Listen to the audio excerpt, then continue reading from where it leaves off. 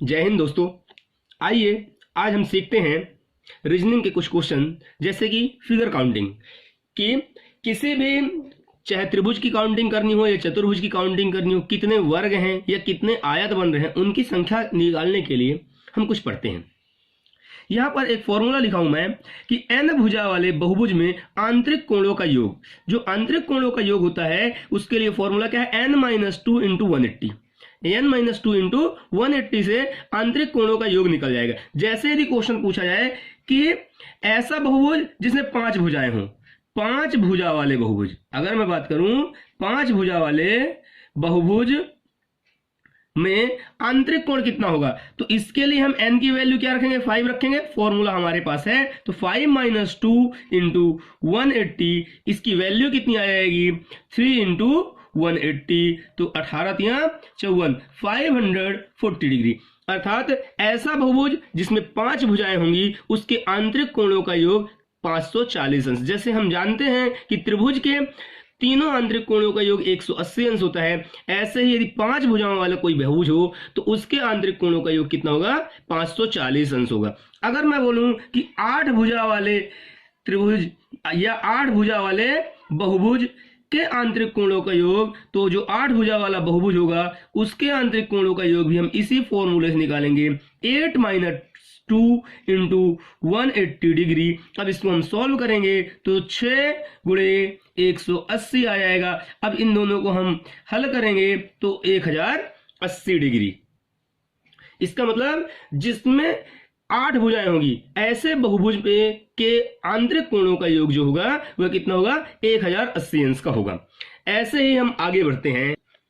आगे अब हम देखते हैं विकर्णों की संख्या निकालना। तो विकर्णों की संख्या निकालने के लिए भी हमारे पास एक सूत्र है, nc2 - n। n क्या है, संख्या है।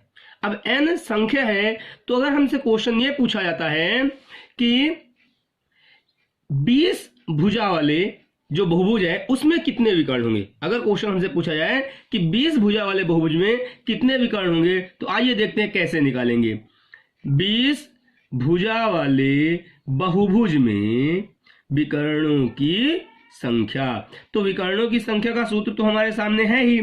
तो देखिए विकर्णों की संख्या कैसे निकालेंगे। कितनी भुजाएं हैं, 20, इसका मतलब n की वैल्यू है 20। तो ये हो गया nc2 - n। इसमें हम जब मान रखेंगे तो ये हो जाएगा 20c2 - 20। इसका मतलब ये 20c2 को हम कैसे सॉल्व करेंगे, ऊपर है 20 × 19, केवल कितने अंक, 2 ही अंक, और हम 2 से इसको क्या कर लेंगे, भाग कर लेंगे, और जो बचेगा उसमें से 20 को घटा देंगे। तो देखिए सबसे पहले मैं इन दोनों को काटता हूं, कितना मिला मेरे को, 10। 10 का गुणा मैं 19 के साथ करूंगा, कितना आ जाएगा, 190, और माइनस कर दूंगा मैं इसमें से 20, तो मेरे को मिलेगा 170। इसका मतलब ये हो गया, सॉरी यहाँ पर डिग्री नहीं है, 170 विकर्ण। इसका मतलब यह हो गया कि यदि 20 भुजा वाला कोई बहुभुज हो तो उसमें हम 170 विकर्ण बना सकते हैं।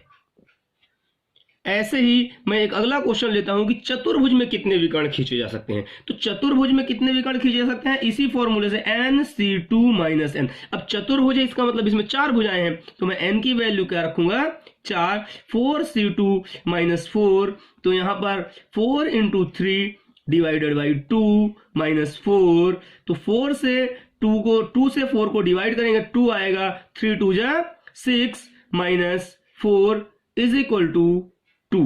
इसका मतलब कि हम चतुर्भुज में कितने विकर्ण बना सकते हैं, 2 विकर्ण बना सकते हैं। आप किसी भी प्रकार का कोई चतुर्भुज बनाइए, जैसे मैंने एक आयत बनाया, इसमें मैं देखिए एक विकर्ण ये बना सकता हूं और दूसरा विकर्ण यहां बना सकता हूं।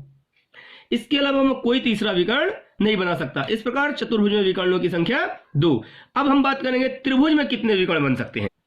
तो देखिए मैं एक छोटा सा त्रिभुज बनाता हूं, इस त्रिभुज में हम कितने विकर्ण बनाएंगे, ये त्रिभुज है। अब त्रिभुज में यदि मैं बात करूं कि किसी भी एक कोने को दूसरे कोने से मिलाऊं, तो पहले से मिला हुआ है, मतलब मैं बिल्कुल भी विकर्ण नहीं बना सकता। तो इसमें विकर्णों की संख्या कितनी होगी, 0। अब मैं फॉर्मूले से निकालना चाहूंगा कि कितने विकर्ण निकलेंगे। तो देखिए 0 कैसे आएगा, मेरे पास फॉर्मूला था nc2 - n। तो त्रिभुज में कितनी भुजाएं, 3 भुजाएं, तो ये हो गया 3c2 - 3, इसको जब मैं सॉल्व करूंगा तो 3 इंटू 2 डिवाइडेड बाई 2 माइनस 3, 2 से 2 कैंसल, बचा क्या 3 माइनस 3 इज इक्वल टू 0। तो त्रिभुज में कितने विकर्ण हो सकते हैं?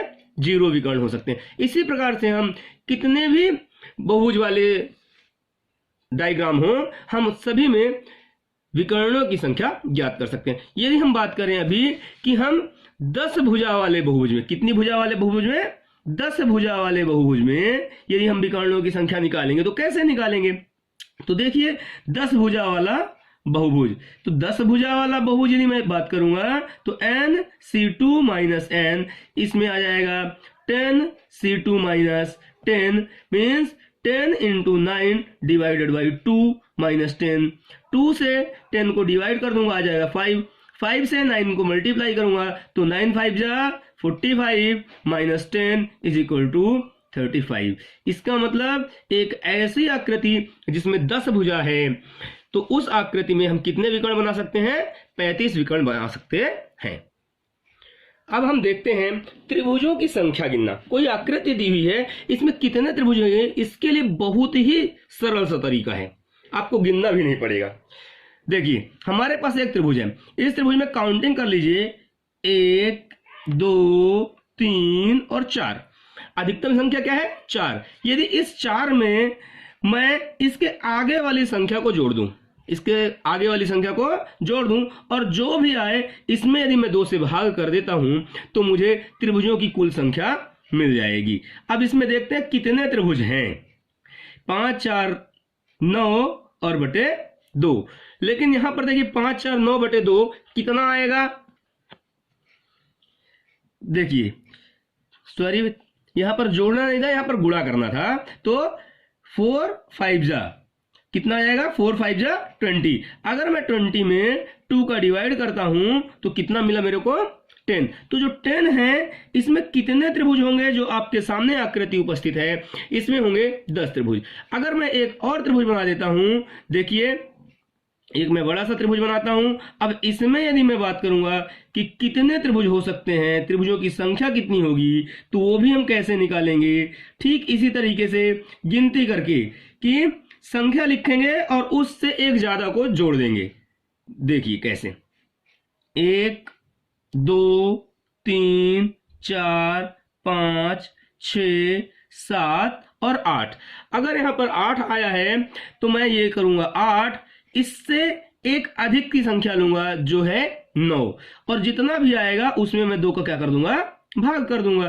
तो मेरे को यहां पर एक और संख्या मिल जाएगी 9 8 72 बटे 2। अगर मैं इसको डिवाइड करूंगा तो मेरे को कितना मिलेगा? 36।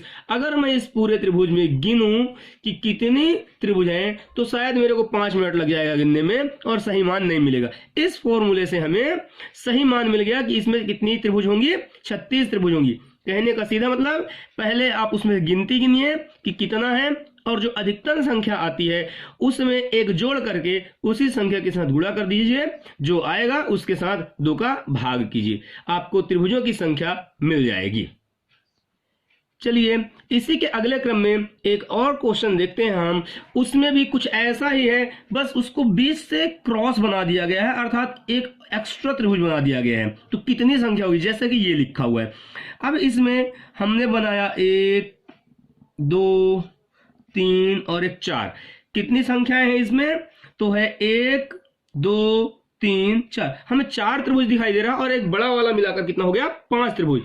यदि इसमें आधार एक और बना दिया जाए तो छोटे त्रिभुज भी बन जाएंगे, एक बड़ा त्रिभुज भी बन जाएगा। तो इसमें त्रिभुजों की संख्या गिननी है तो कैसे काउंट करेंगे त्रिभुजों की संख्या? तो फॉर्मूला सेम रहेगा। त्रिभुजों की संख्या कैसे निकालेंगे? फॉर्मूला रहेगा सेम। क्या था? सबसे बड़ी संख्या ये होगी 4, इससे एक अधिक ये हो गया 5, दोनों का गुणा और बटे 2। अब जितने आधार हो आधारों की संख्या का भी हम गुणा करेंगे। 2 आधार है 2 का गुणा करेंगे, 3 आधार है तो 3 का गुणा करेंगे। ये दोनों कैंसिल हो गए और 5 के 20। इस प्रकार से इसमें कितने त्रिभुज बनेंगे? 20 त्रिभुज बनेंगे। कहने का सीधा मतलब है हमारा फॉर्मूला क्या है कि संख्या मतलब बड़ी संख्या, जो उसको डिनोट करने में बड़ी संख्या मिले वो गुणे संख्या प्लस 1, संख्या से एक अधिक, और डिवाइडेड बाई 2, तो ये विकर्णों की संख्या आती है नॉर्मल। और यदि उसमें एक से ज्यादा आधार हो तो यहां पर हम क्या करेंगे, आधारों की संख्या, आधारों की संख्या। जैसे यदि मैं बात करूं कि मेरे पास 8 है, जैसे इसके पिछले वाले क्वेश्चन इसमें 8 थे, तो इसके लिए मैं कैसे हल करूंगा, 8 एक ज्यादा कर लूंगा 9 डिवाइडेड बाई 2, और यहां पर आधार कितने, अगर इसको 20 से आधार बना दिया जाए तो 2, इस प्रकार से 2 से 2 कैंसिल हो जाएगा, 9 8 72 त्रिभुज। कितने त्रिभुज बनेंगे, 72। दोस्तों अगर वीडियो अच्छा लगा हो तो लाइक, सब्सक्राइब एंड शेयर करना ना भूलें, और वीडियो देखने के लिए धन्यवाद।